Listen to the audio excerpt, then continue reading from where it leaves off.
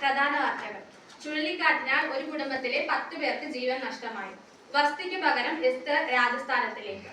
Pastor നോഹയുടെ പെട്ടകം പണി പൂർത്തിയായി. ഈ വർഷത്തെ കോടിപതിയായി ബ്രദർ യോബിനെ തിരഞ്ഞെടുത്തു. പാസ്റ്റർ ഏലി കഴുത്തൊടിഞ്ഞു മരിച്ചു. എത്യോപ്യ രാജ്ഞിയുടെ ധനകാര്യമന്ത്രി ഷണ്ണനെ മുക്കിക്കൊല്ലാൻ ശ്രമിച്ചതായി പരാതി. 3-ാം നിലയിൽ നിന്ന് താഴെ വീണ യൂത്തിക്കോസ് അത്ഭുതകരമായി രക്ഷപ്പെട്ടു. വാർത്തകൾ വിശദമായി. ചുഴലിക്കാറ്റിനാൽ യോബിന്റെ കുടുംബത്തിലെ 10 പേർ മരണപ്പെട്ടു. അദ്ദേഹത്തിന്റെ 7 പുത്രന്മാരും 3 പുത്രിമാരുമാണ് മരണത്തിന് കീഴ്പ്പെട്ടത്. യോബിന്റെ ജ്യേഷ്ഠന്റെ വീട്ടിൽ പാർട്ടിയിൽ പങ്കെടുത്തുകൊണ്ടിരിക്കുന്ന അവരുടെ ഇടയിലേക്ക് മരുഭൂമിയിൽ നിന്ന് കൊടുങ്കാറ്റടിക്കുകയും അത് യൗവനക്കാരുടെ മേൽ വീഴുകയും അവർ മരണപ്പെടുകയുമായിരുന്നു എന്നാണ് റിപ്പോർട്ട് ചെയ്തിരിക്കുന്നത്. അനുശോചനങ്ങൾ അറിയിച്ച് ആയിരങ്ങൾ അദ്ദേഹത്തിന്റെ വീട്ടിലേക്ക് കടന്നെത്തും. അഹശ്വേരോഷ് രാജാവ് വസ്തി രാജ്ഞിയുടെ സൗന്ദര്യം വിരുന്നു വന്നവർക്ക് കാണേണ്ടതിന് വസ്തിയെ രാജസന്നിധിയിൽ കൊണ്ടുവരാൻ കൽപ്പിച്ചു. എന്നാൽ വസ്തി അതിന് താല്പര്യപ്പെട്ടില്ല.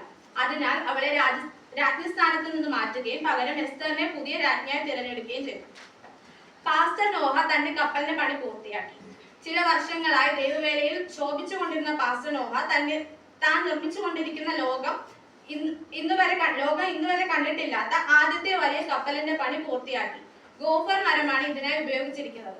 ഏതാനും ദിവസങ്ങൾക്കുള്ളിൽ മഴ പെയ്യുമെന്നും അതിനു മുമ്പായി ഈ കപ്പലിൽ കയറുന്നവർ രക്ഷപ്പെടുമെന്നും താൻ നിരന്തരം അറിയിക്കുന്നുണ്ടെങ്കിലും ആരും തങ്ങളുടെ പേര് രജിസ്റ്റർ ചെയ്തിട്ടില്ല എന്ന് നോഹ വാർത്താ സമ്മേളനത്തിൽ വ്യക്തമാക്കി. ഈ വർഷത്തെ കോടിപതിയായി യോബിനെ തിരഞ്ഞെടുത്തു.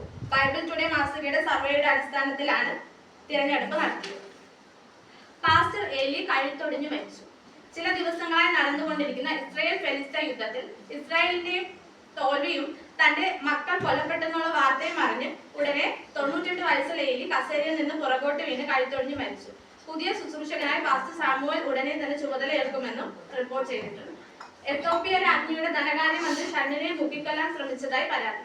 കഴിഞ്ഞ ദിവസം യെരുശലേമിൽ നിന്ന് ഗസയിലേക്ക് ഉള്ള വഴിയിൽ ഒരു നിർജ്ജന പ്രദേശത്ത് വെച്ച് ഒരാൾ ഷണ്ണനെ മുക്കിക്കൊല്ലാൻ ശ്രമിച്ചതായി ദൃക്സാക്ഷികൾ പോലീസിനെ അറിയിക്കുകയായിരുന്നു. എന്നാൽ തന്നെ ആരും മുക്കിക്കൊല്ലാൻ ശ്രമിച്ചിട്ടില്ല എന്ന് മന്ത്രി ആവർത്തിച്ച് പറഞ്ഞു. ഫിലിപ്പോസ് എന്നയാൾ തന്നോട് സുവിശേഷം പറയുകയും അതിനാൽ മാനസാന്തരം വന്ന താൻ സ്നാനം എന്ന നിയമം അവിടെ അനുഷ്ഠിക്കുക മാത്രമാണ് ഉണ്ടായതെന്നാണ് വ്യക്തമാക്കിയിട്ടുള്ളത്. 3-ാം നിലയിൽ നിന്ന് യൂത്തിക്കോസ് അത്ഭുതകരമായി രക്ഷപ്പെട്ടു.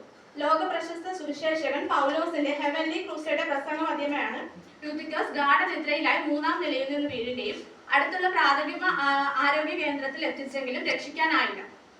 എന്നാൽ വിവരം അറിഞ്ഞ ഉടനെ തന്നെ പൗലോസ് അവന്റെ അരികിലെത്തി അയാൾക്ക് വേണ്ടി പ്രാർത്ഥിക്കുകയും ഇവൻ മരിച്ചിട്ടില്ല, ഇവന്റെ ആത്മാവ് ഇവന്റെ മേൽ ഉണ്ട് എന്ന് പറഞ്ഞ് പ്രഖ്യാപിക്കുകയും ചെയ്ത അവസരത്തിൽ എഴുന്നേറ്റതായും കൺവെൻഷൻ കൺവീനർ വ്യക്തമാക്കി. ആരാധനയ്ക്ക് ഇരുന്ന് ഉറങ്ങുന്നവർ യൂത്തിക്കോസിനെ ഓർത്തുകൊള്ളുവിൻ എന്ന് പിന്നീട് പൗലോസ് വാർത്താ സമ്മേളനത്തിൽ ഓർപ്പിക്കുകയുണ്ടായി.